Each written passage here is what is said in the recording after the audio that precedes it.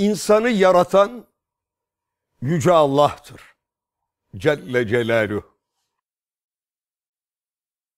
İnsan için İslam dinini hayat düzeni kılan da O'dur. İnsan ve İslam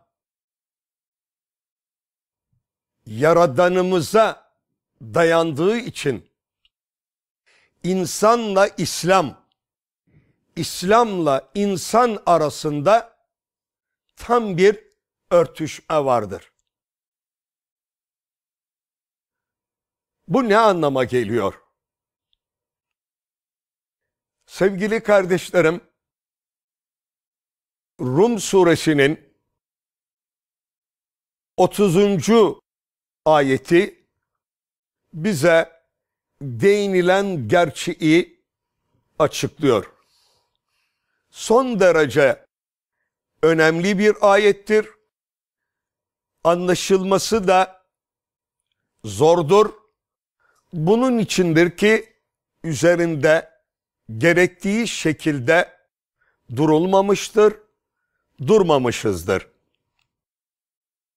Bu ayeti kerimede Rabbimiz فَاَقِمْ وَجْهَكَ لِلدِّينِ حَن۪يفًا فِطْرَةَ اللّٰهِ الَّتِي فَطَرَ النَّاسَ عَلَيْهَا لَا تَبْد۪يلَ لِخَلْقِ اللّٰهِ ذَٰلِكَ الد۪ينُ الْقَيِّمِ وَلَاكِنَّ اَكْثَرَ النَّاسِ لَا يَعْلَمُونَ.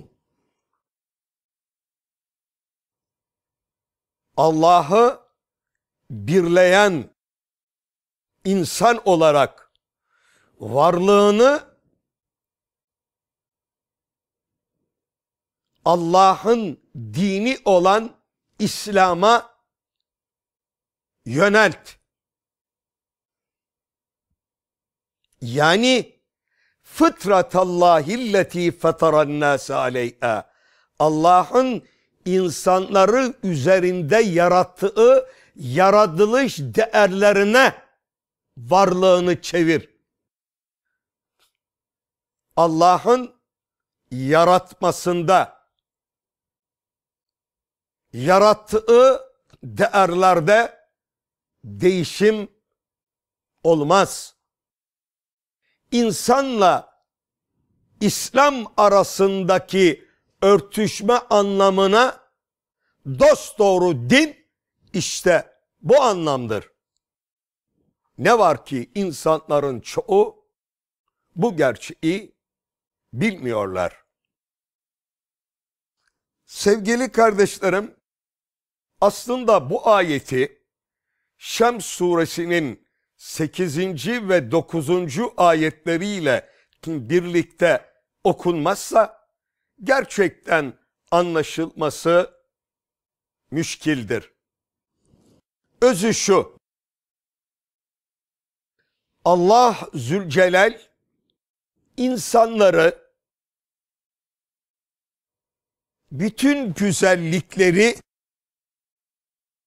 kavrayabilecek bir kıvamda yaratmıştır.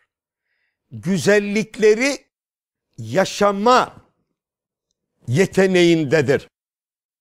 Bunun gibi insan bütün çirkinlikleri de idrak edebilecek, eğilim duyabilecek kıvamdadır. Bir diğer anlatımla bütün güzellikler, tüm çirkinlikler insanın varlığına kodlanmıştır.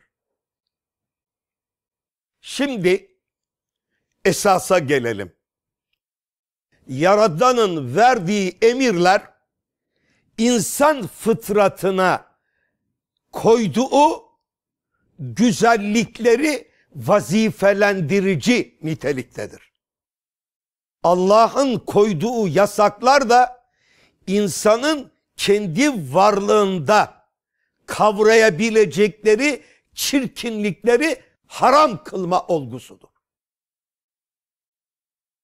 Yani ilahi bir emirle insan arasında çelişki yok.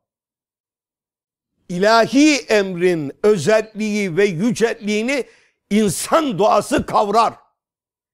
Yaradan haram kıldı ise insan doğası eğer erozyona uğramamışsa zararlılığını kavrar.